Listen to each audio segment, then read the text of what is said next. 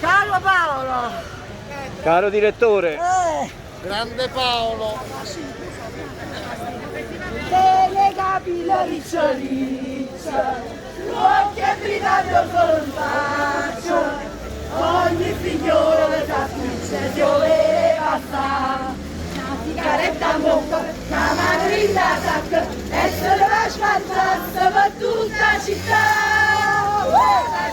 Oh, Sarracina!